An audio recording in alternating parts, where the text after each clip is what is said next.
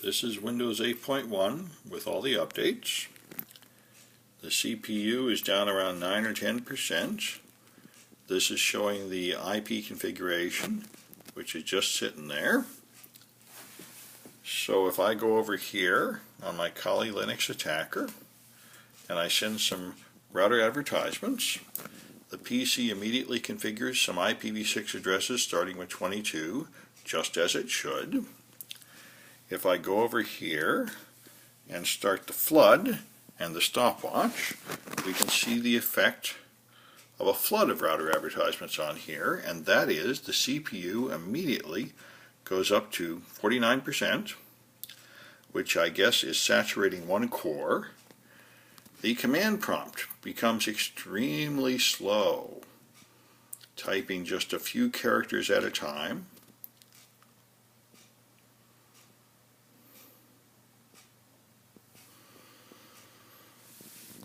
When it finally finishes printing out these pings, it's going to show a lot of new addresses very slowly there. So it is heavily burdening the machine to configure all these addresses.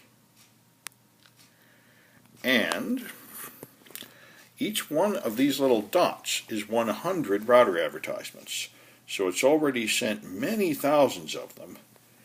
Now the Windows machine appears to have a limit, which I believe is 100 IPv6 addresses it will add before it ignores all further router advertisements. But it's not really ignoring them. As you can see, it's hogging up all the CPU and slowing the machine to a crawl. One thing that I saw in Windows Server 2012 and Windows 8 was the blue screen of death. Windows 8.1, when I tested it earlier, did not die with the blue screen of death, however. So it may be that Microsoft has patched it a little bit. Perhaps as much as the Windows 7 IPv6 readiness update. During the attack, it does slow down drastically,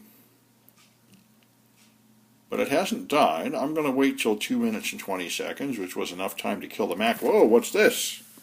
Is that my screen just going to sleep? Oh, I think I did my screen just going to sleep. Okay. I moved the mouse and it came back. Let's try another test here. Can I get down to the Ethernet? Before, the mouse response was so bad I couldn't.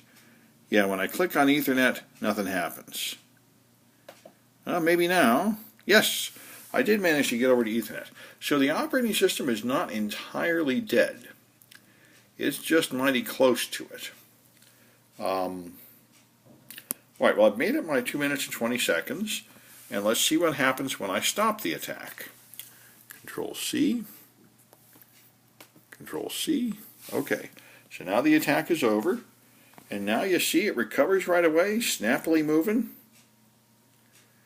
The CPU is falling, down to 17% now, and it seems to be just fine.